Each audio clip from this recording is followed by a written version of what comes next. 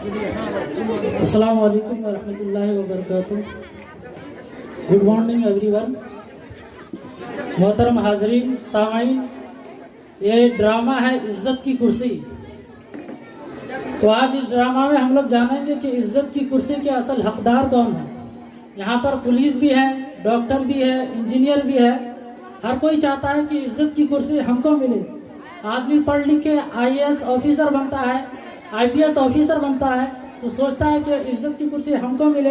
हर एक आदमी चाहता है कि इज्जत की कुर्सी हमको मिले, लेकिन असल इज्जत की कुर्सी के हकदार कौन है वो आप इस ड्रामा में जानेंगे। तो आइए ड्रामा को स्टार्ट किया जाता है। साहिबान, कदरदान, मेहरबान, जज साहब अदालत में तशरीफ ला रहे हैं। केस प्रोसेस को आगे बढ़ाया जाए। केस नंबर 1, डॉक्टर हाजिर हो।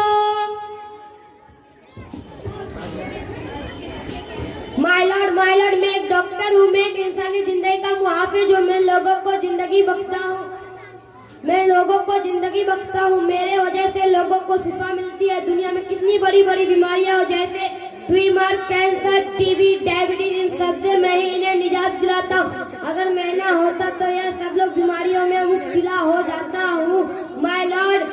और मुझे तो आराम करने का वक्त भी नहीं मिलता है। हर वक्त ये देखने के लिए तैयार रहना पड़ता है। इसीलिए जज साहब, ये इज्जत की कुर्सी मुझे ही मिलना चाहिए। जज साहब केस कीजिए।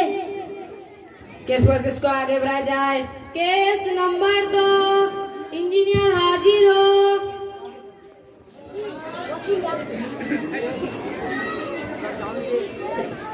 माय लॉर्ड, मैं एक इंजीनियर हूँ। पुराने जमाने में लोग बोशीदा मकानों में रहकर अपनी जिंदगी गुजारते थे, लेकिन आज मेरे आने की वजह से ऊंची ऊंची इमारतें बनाते हैं और मेरे बनाए हुए नक्शों से आलीशान मकानात बनाते हैं। जब मैं इनकी मुफ्तिदा जिंदगी को इतना आलीशान बनाने में मददगार साबित करता हूँ, क्यों ना इज्जत की कुर्सी सिर्फ और सिर्फ मुझे ही मिलना चाहिए। इंसाफ कीजिए जज साहब, इंसाफ कीजिए। केस प्रोसेस को आगे बढ़ाया जाए। केस नंबर 3, वकील हाजिर हो।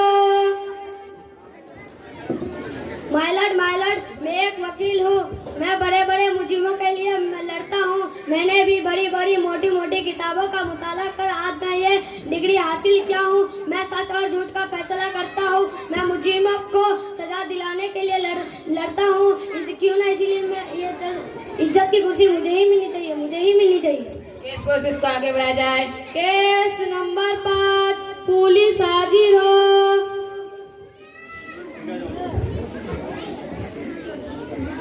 माय लॉर्ड, मैं एक पुलिस हूँ। मैं आपको एक बात बताना चाहता हूँ। मैं तरह तरह के केस सॉल्व करता हूँ और तरह तरह के मुजरिमों को पकड़ता हूँ। इसीलिए अपने वतन की हिफाजत करता हूँ। इसीलिए रात को मुझे नींद नहीं आती है। इसीलिए जज साहब, आप ही इंसाफ कीजिए। इज्जत की कुर्सी सिर्फ और सिर्फ मुझे ही मिलनी चाहिए।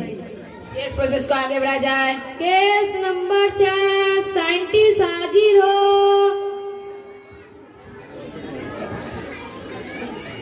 माय लॉर्ड, मैं एक साइंटिस्ट हूँ। मैंने बड़ी बड़ी और मोटी मोटी किताबों का मुताला हासिल किया है। टेलीविजन, कंप्यूटर, कैमरा मैंने ही तो बनाया है। माय लॉर्ड, आपके पास ये लैपटॉप है जो मैंने ही इजाद किया है।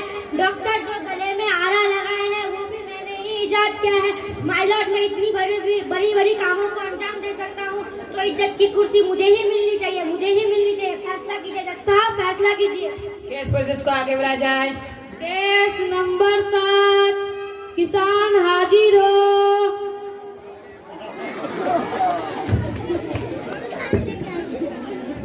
माय बाप, मैं एक किसान हूँ।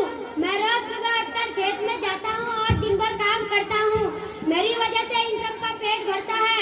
अगर मैं ना होता तो ये सब कहाँ जाते और कहाँ अपना पेट भरते। मैं अपना खून पसीना बहाकर सूरज निकलने से लेकर सूरज डूबने तक काम करता हूँ। माय बाप, अब आप ही बताइए, इस समाज में इज्जत की कुर्सी सिर्फ किसान को ही मिलना चाहिए। माय बाप, ये खाकी वर्दी वाले और ये काले कोट वाले क्या जाने कि मेहनत क्या चीज होती है। इंसाफ कीजिए जज साहब, इंसाफ कीजिए। केस प्रोसेस को आगे बढ़ाया जाए। केस नंबर 8, टीचर हाजिर हो।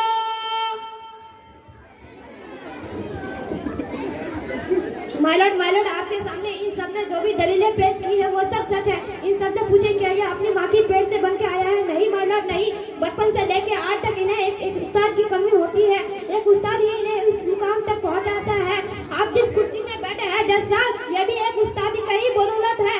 आप ही बताएं जज साहब, समाज में इज्जत की कुर्सी किसको मिलनी चाहिए? समाज में इज्जत की कुर्सी किसको मिलनी चाहिए? इज्जत की कुर्सी सिर्फ एक टीचर को मिलनी चाहिए। इंसाफ कीजिए जज साहब, इंसाफ कीजिए। तमाम सबूतों और दलीलों को मद्देनजर रखते हुए अदालत इस नतीजे तक पहुंची है कि इज्जत की कुर्सी के हकदार सिर्फ और सिर्फ एक उस्ताद है। ठहरिए जज साहब। आप कौन है? हम वालिद हैं। आपको जो भी कुछ कहना है विटनेस बॉक्स में आके कहिए। फैसला सुनाने से पहले कुछ हमारे भी फरियाद सुन लीजिए जज साहब। क्या कसूर था? हमने तो इनको ऊंची ऊंची डिग्रियां हासिल करवाई। जब आज हमें आज जरूरत की सहारा पड़ती है तो ये लोग इज्जत की कुर्सी पर बैठने की बात कर रहे हैं। फैसला कीजिए जज साहब, फैसला कीजिए। अच्छा हुआ जज साहब, अच्छा हुआ हमारे वालिदैन ने हमें ऊंची ऊंची डिग्रियां नहीं हासिल करवाई। लेकिन क्यों यार ये ऊंची ऊंची डिग्री हासिल करने वाले भूल गए कि जो सवाल आज मैं इनसे कर रहा हूँ ये सवाल इनके बच्चे कल इनसे करेंगे और इन्हें छोड़ देंगे। फैसला कीजिए जज साहब, फैसला कीजिए। ये लोग कल भी नादान थे और आज भी नादान है। ये लोग कल भी सहारे के लिए उंगली मांग रहे थे और आज भी सहारे के लिए ये इज्जत की कुर्सी मांग रहे हैं। जबकि अदालत आधे अधूरे डिग्री हासिल करने वाले को इस इज्जत की कुर्सी से नवाजेगी। फैसला कीजिए जज साहब, फैसला कीजिए। तमाम सबूतों और दलीलों को मद्देनजर रखते हुए अदालत इस नतीजे तक पहुंची है कि इज्जत की कुर्सी का हकदार सिर्फ और सिर्फ हमारे माँ बाप है।